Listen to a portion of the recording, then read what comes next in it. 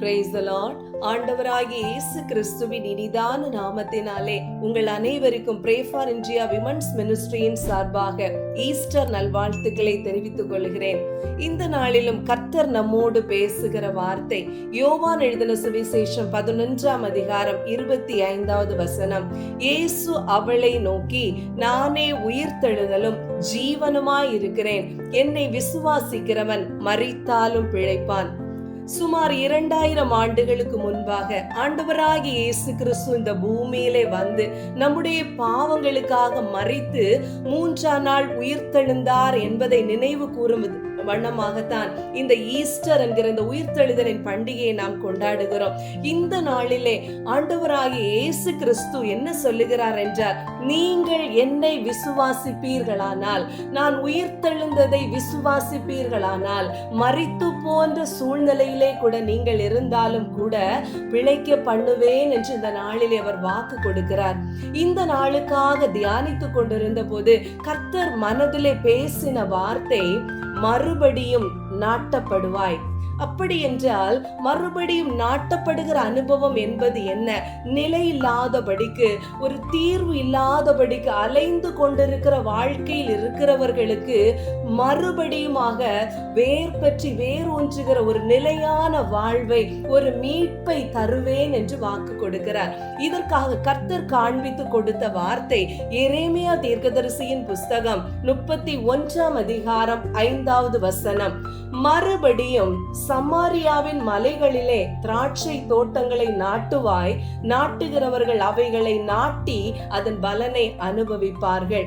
இந்த வார்த்தை எப்போது நிறைவேறும் என்றால், நாம் உயிர்த்தெழுந்த இயேசு கிறிஸ்துவை நாம் விசுவாசிக்கும் போதுதான் இந்த நாட்டப்படுகிற அனுபவத்தை நாம் அனுபவிக்க முடியும்.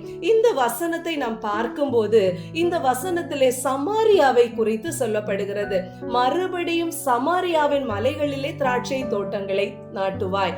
ஏன் இந்த சமாரியாவை குறித்து சொல்லப்படுகிறது? கர்த்தர் மீகா தீர்க்கதரிசியின் மூலமாக சமாரியாவை குறித்து வேதத்திலே சொல்லி இருக்கிறார். மீகா 1:5 சொல்லுகிறது, யாக்கோபின் மீறுதலுக்கு சமாரியா தான் காரணம். யாக்கோபு என்று சொல்லப்படுவது இஸ்ரவேல் ஜனங்கள். ஏனென்றால் சமாரியாவில் தான் பாவம் பெருகி இருந்தது. அது மட்டுமல்ல, பாவம் அங்கிருந்துதான் ஆரம்பித்திருக்கிறது. இதை பின்பற்றின ஜனங்கள் தான் இஸ்ரவேல் ஜனங்கள். அவர்கள் இதை பின்பற்றி பாவத்திலே விழுந்து போனார்கள். தேவனுக்கு பிரியமில்லாத காரியங்களாகிய விக்கிரக வழிபாடுகள், வேசித்தனம் போன்ற அக்கிரமங்களை அவர் நம்மை மீட்டிருக்கிறார், எகிப்திலிருந்து மீட்டார் என்கிறதை மறந்தவர்களாக, ஆண்டவருக்கு விரோதமாக அவர்கள் செய்ததின் நிமித்தமாகத்தான் சமாரியாவை குறித்து கர்த்தர் சொல்லும் போது சமாரியாவை பாழாக்குவேன் என்று மீகா தீர்க்கதரிசியின் மூலமாக சொல்லி இருக்கிறார். அப்படி இருந்தும் கூட ஓசியா தீர்க்கதரிசியின் புஸ்தகம் 11ஆம் அதிகாரம் 8வது வசனத்திலே இரக்கமுள்ள தேவன் என்ன சொல்லுகிறார் என்றால், எப்ராயிமே, நான் உன்னை எப்படி கைவிடுவேன்? இஸ்ரவேலே, நான் உன்னை எப்படி ஒப்பு கொடுப்பேன்? பிரியமானவர்களே, ஒருவேளை நம்முடைய வாழ்க்கை கூட சமாரியாவை போன்று தேவன் விரும்பாததாய் கூட காணப்படலாம், அல்லது நம்முடைய வாழ்க்கை சாபம் நிறைந்ததாக காணப்படலாம், அல்லது நம்முடைய வாழ்க்கை எழும்ப முடியாத, மரித்து போன்ற குறைவுள்ள சூழ்நிலையில் உள்ள வாழ்க்கையாக காணப்படலாம். இனி எனக்கு என்ன வழி என்று தெரியாதபடி ஏக்கத்தோடு நிற்கிற நிலைமையாக இருக்கலாம். இந்த நாளிலே உயிர்த்தெழுந்த ஆண்டவராகிய இயேசு கிறிஸ்து நம்மிடத்திலே சொல்லுகிறார், எந்த இடத்திலே நீ விழுந்தாயோ, அது பாவமாக இருக்கட்டும், சாபமாக இருக்கட்டும், குறைவாக இருக்கட்டும், எப்படிப்பட்ட சூழ்நிலையிலும் எந்த இடத்திலே நீ விழுந்திருக்கிறாயோ அதே இடத்திலே உன்னை துளிர்விடுகிற வாழ்க்கையை உனக்கு தருவேன் என்று வாக்கு பண்ணுகிறார். திராட்சை தோட்டம் போன்ற ஒரு கனியுள்ள வாழ்க்கை தருவதாக அவர் இந்த நாளிலே வாக்கு கொடுக்கிறார். அதற்காக நாம் என்ன செய்ய வேண்டும் என்று கர்த்தர் எதிர்பார்க்கிறார் என்றால், முதலாவதாக மறுபடியும் எழுந்திரு என்று நமக்கு அவர் கற்றுக் கொடுக்கிறார்.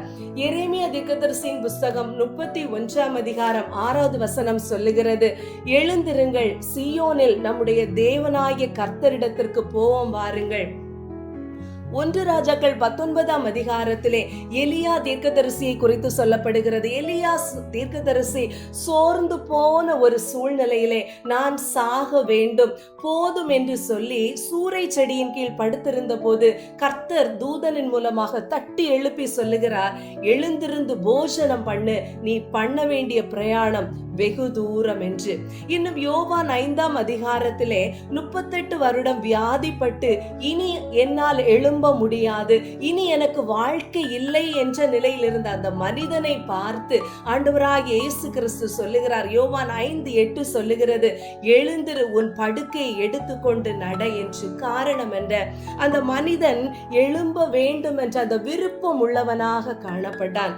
பிரியமான தேவஜனமே, ஆண்டவராகிய இயேசு கிறிஸ்து சாத்தானை ஜெயித்து எப்படி 3ஆம் நாள் உயிர் தெழுந்தாரோ அப்படியே நம்முடைய வாழ்க்கையில் இருக்கக்கூடிய சோர்ந்து போன அனுபவங்கள், பலவீனமான சூழ்நிலைகள், குறைவுகளோடு இருக்கிற நிலைகள் அல்லது தலை குனிவு ஏற்படுகிற சூழ்நிலைகள், வெட்கப்பட்ட நிலைகள், இப்படிப்பட்ட குறைவுகளோடு இருக்கிற ஒவ்வொரு சூழ்நிலையில் இருந்தும் இந்த நாளிலே அவர் நம்மை எழுப்ப போகிறார். எனவேதான் ஏசாயா 52:2 சொல்லுகிறது, தூசியை உதறிவிட்டு எழுந்திரு, எருசலேமே வீற்றிரு, சிறைப்பட்டு போன சீயோன் குமாரத்தியே உன் கழுத்தில் உள்ள கட்டுகளை அவிழ்த்து விடு.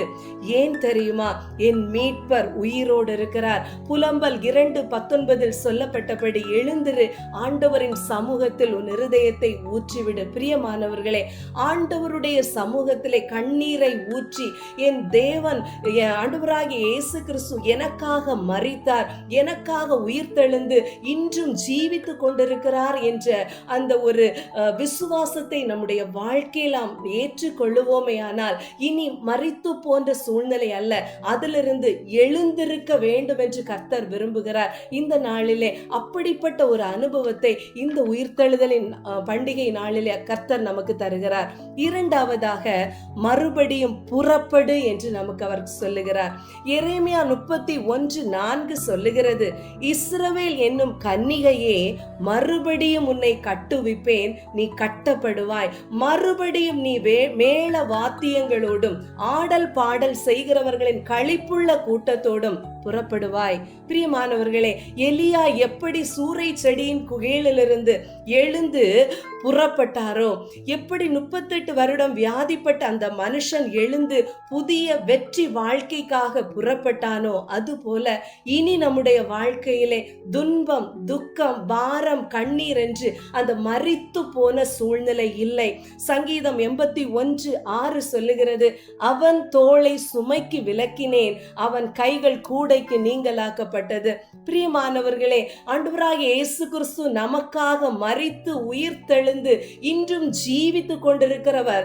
ஏற்கனவே சொல்லிவிட்டார், அவன் தோளை சுமைக்கு விலக்கினேன், அவன் கைகள் கூடைக்கு நீங்களாக்கப்பட்டது. நம்முடைய பாரத்தை விலக்கினேன் என்று அவர் சொல்லுகிறார். ஆனால் நாம் அவரை விசுவாசியாதபடியினால் தான் இன்றைக்கு நம்முடைய கவலையை மாத்திரம் நினைத்து கொண்டு, கண்ணீரை மாத்திரம் நினைத்து கொண்டு புலம்புகிறவர்களாக காணப்படுகிறோம்.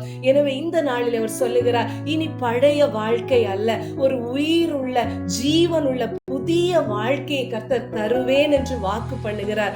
ஏசாயா 43ஆம் அதிகாரம் 19வது வசனம் சொல்லுகிறது, இதோ நான் புதிய காரியத்தை செய்கிறேன், இப்பொழுதே அது தோன்றும், நீங்கள் அதை அறியீர்களா?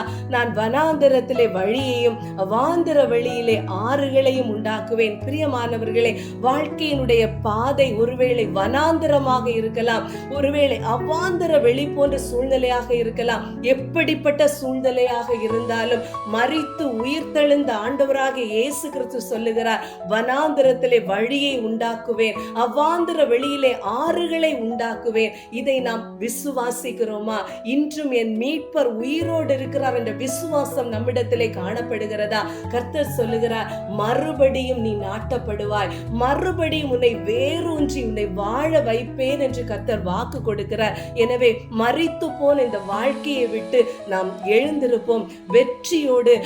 வசனம் சொல்லுகிறபடி மறுபடியும் மேள வாத்தியங்களோடும் ஆடல் பாடல் செய்கிறவர்களின் களிப்புள்ள கூட்டத்தோடு புறப்படுவாய். அப்படி என்றால் அர்த்தம் என்ன? இனி அந்த புலம்பல் பாடல் அல்ல நம்முடைய வாழ்க்கையிலே, அந்த வெற்றி உள்ள துதி பாடல் பாடுகிற அந்த அனுபவத்தோடு வெற்றியுள்ள வாழ்க்கை வாழ நம்மை புறப்பட பண்ணுகிறவராக இருக்கிற அந்த வெற்றியுள்ள வாழ்க்கை வாழ நம் ஆண்டவராகிய இயேசு கிறிஸ்துவை நாம் விசுவாசிப்போம். அவர் தருகிற அந்த புதிய வாழ்க்கையை நாம் தொடங்குவோம். கர்த்தர் தாமே இந்த வார்த்தையின் மூலமாக நம் ஒவ்வொருவரையும் ஆசீர்வதிப்பாராக. ஆமென். செபிப்போம். ஸ்தோத்திரம் ஆண்டவரே. இயேசப்பா, நீங்க தந்திருக்கிற வார்த்தைக்காக உமக்கு நன்றி அப்பா. இந்த வார்த்தையை கேட்கிற ஒவ்வொரு இருதயங்களிலும் அப்பா நீர் ஆண்டவரே ஒரு துளிர் விடுகிற அனுபவத்தை கொடுங்க ஆண்டவரே. யாருடைய வாழ்க்கை ஆண்டவரே துளிர் விடாதபடி மரித்து போன்ற ஒரு சூழ்நிலையில் இருக்கிறதோ, ஜீவனுள்ள தேவன், எங்களுக்காக மரித்து உயிர்த்த தேவன் ஒவ்வொரு பிள்ளைகளுடைய வாழ்க்கையிலும் கிரியை செய்யுங்க. நீர் கிரியை செய்ய போகிறதற்காக உமக்கு நன்றி. இயேசுவின் மூலம் பிதாவே. ஆமென். ஆமென்.